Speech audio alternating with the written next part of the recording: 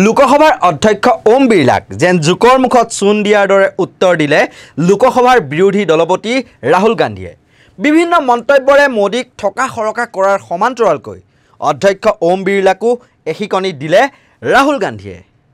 ওম বিৰলাৰ ভূমিকাক লৈও বহু মন্তব্য ৰাহুল গান্ধীৰ মতে শাসকীয় পক্ষক বুকুৰ কুটুম বুলি ভাবে অধ্যক্ষগৰাকীয়ে আৰু প্ৰধানমন্ত্ৰীৰ ওচৰত তেওঁ মূৰ দুৱাইছিল ঘটনাটো লোকসভা অধিৱেশনৰ দ্বিতীয় দিনাৰ সেইদিনা অধ্যক্ষ ওম বিৰলাই পুনৰবাৰ অধ্যক্ষ হিচাপে নিৰ্বাচিত হৈ অধ্যক্ষৰ আসনখন অলংকৃত কৰাৰ কথা আছিল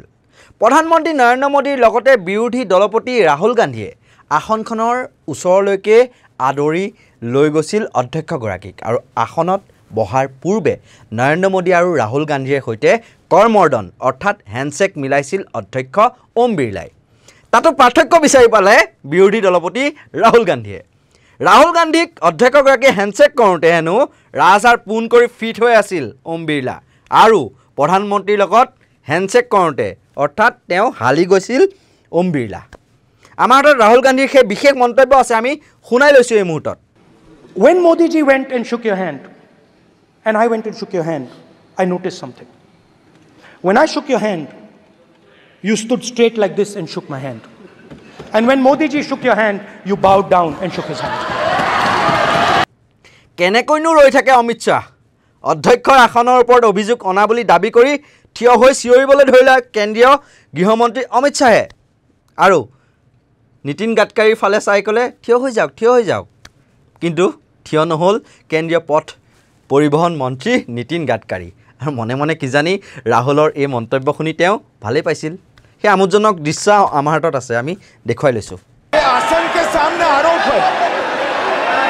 ये चेयर के सामने आरोप कर रहे हैं माननीय Now with all respect, sir.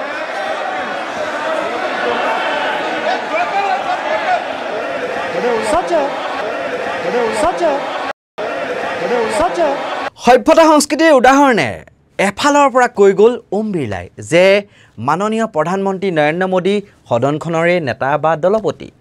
মোক মোৰ সংস্কৃতি বা সংস্কাৰে কয় যে ব্যক্তিগত জীৱন বা সামাজিক জীৱনত বা এই আসনখনত বহি থকা সময়তো যিজন মোতকৈ বয়সত ডাঙৰ সেইগৰাকীক মূৰ দুৱাই নমস্কাৰ কৰিব লাগে বা ভৰি চুই সন্মান জনাব লাগে আৰু সমপৰ্যায়ৰ লোকৰ লগত সমপৰ্যায়ৰ ব্যৱহাৰ কৰিব লাগে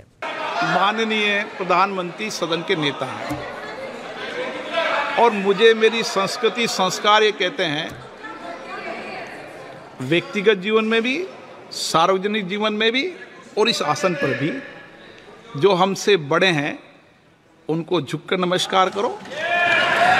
मुझे यही सिखाया है और बराबर वालों से बराबर का व्यवहार करो यही मुझे सिखाया है मैं इस बात को आसन से कह रहा हूं कि मेरी संस्कृति और संस्कार यही है कि बड़ों का झुककर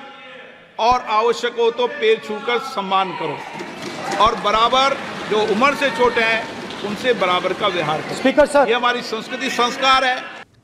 অধ্যক্ষগৰাকীয়ে এই মন্তব্য কৰিবলৈহে পালে আৰু বিজেপি ফালৰ পৰা চাউৰিয়ে হাততালি আহি গ'ল সকলোৱে সমৰ্থন জনালে অধ্যক্ষগৰাকীক পিছে ৰ'ব কালি যেন মুখখন ধৰাই আনিছিল ৰাহুল গান্ধীয়ে মুখৰ আগত যেন প্ৰতিটো উত্তৰ সাজু হৈ আছিল ৰাহুল গান্ধীৰ আৰু লগে লগে অধ্যক্ষগৰাকীৰ মন্তব্যক সন্মান জনাই ৰাহুলৰ মন্তব্য এই সদনত আপোনাতকৈ কোনো ডাঙৰ হ'ব নোৱাৰে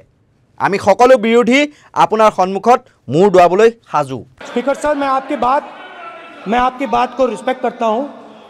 मगर आपको कहना चाहता हूं कि इस हाउस में स्पीकर से कोई बड़ा नहीं होता स्पीकर सबसे बड़ा है हम सबको स्पीकर के सामने झुकना चाहिए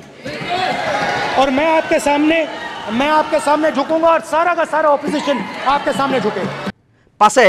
हठाৎ জিভা পিছল খোৱা ৰাহুল গান্ধীৰ পুনৰ এবাৰ জিভা পিছল খালে আৰু অধ্যক্ষগৰাকীক সদনৰ নেতা বুলি কৈ পেলালে আৰু সুযোগ সন্ধানী শাসকীয় পক্ষৰ নেতাসকল ৰাহুল গান্ধীকটো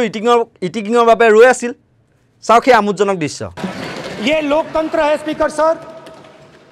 आप इस हाउस के लीडर हैं आपको किसी के सामने नहीं झुकना चाहिए कस्टोडियन है नेता प्रधानमंत्री है स्पीकर को आप speaker is the last word Speaker is Adhyaksh and is the last word. বাৰু যিয়ে নহওক ভুলে শুদ্ধই কালিৰ দিনটোত ৰাহুল গান্ধীক ৰাজনৈতিক জীৱনত মোদীৰ বিৰুদ্ধে মোদীৰ সন্মুখতে অধিক আক্ৰমণাত্মক হৈ পৰা দেখা গ'ল আৰু ৰাহুলৰ আক্ৰমণৰ পৰা সাৰি নগ'ল লোকসভাৰ অধ্যক্ষ ওম বিৰলাও সাহসীয় সকলো বাঘা দিগ্গজ নেতাক যেন এফালৰ পৰা ধাৰাসায়ী কৰি গ'ল ৰাহুল গান্ধীয়ে কিন্তু বানপানীত অসমৰ ৪৫গৰাকী লোককে ধৰি ভাৰতত শ লোকে মৃত্যুক আঁকোৱালি লোৱাৰ পাছতো বিৰোধী দলপতি হিচাপে ৰাহুল গান্ধীৰ মুখত বানাক্ৰান্ত বা দুৰ্দশাগ্ৰস্ত লোকসকলক লৈ এটাও বাক্য নোলাল সেয়া নিশ্চয় বিৰোধী দলপতি হিচাপে সদনত কেন্দ্ৰীয় চৰকাৰক এই যিসমূহ কথা সেইখিনি তথ্য সহকাৰে অধিক দৃষ্টিগোচৰ কৰোৱাটো ৰাহুল গান্ধীৰ দায়িত্ব আৰু কৰ্তব্য আছিল কিন্তু সেই কৰ্তব্য পালন নকৰিলে বিৰোধী দলপতি হিচাপে ৰাহুল গান্ধীয়ে আমাৰ এই সত্য নিৰপেক্ষ যি বিশ্লেষণ আছিল সেই বিশ্লেষণৰ আপোনালোকে কেনে পালে সেয়া আপোনালোকে কমেণ্ট বক্সত জনাবলৈ নাপাহৰিব আৰু যদি আপোনালোকে ইউটিউবত চাই আছে তেতিয়াহ'লে নৰ্থ ইষ্ট নাও যিটো ইউটিউব চেনেল সেইটো আপোনালোকে ছাবস্ক্ৰাইব কৰি দিব আৰু যদি আপোনালোকে ফেচবুকত চাই আছে তেতিয়াহ'লে নৰ্থ ইষ্ট নাও ভিডিঅ' আৰু এনি নাও নিউজ যি দুটা ফেচবুক পেজ সেই দুটা আপোনালোকে লাইক কৰি দিব ফ'ল' কৰি দিব আৰু কেনে পালে আমাৰ এই ভিডিঅ'টো চাই পেলাই আমাৰ কমেণ্ট বক্সত আপোনালোকৰ যি গঠনমূলক সমালোচনা বা যি মন্তব্য সেয়া জনাবলৈ নাপাহৰিব চাই থাকিব নৰ্থ ইষ্ট নাও ধন্যবাদ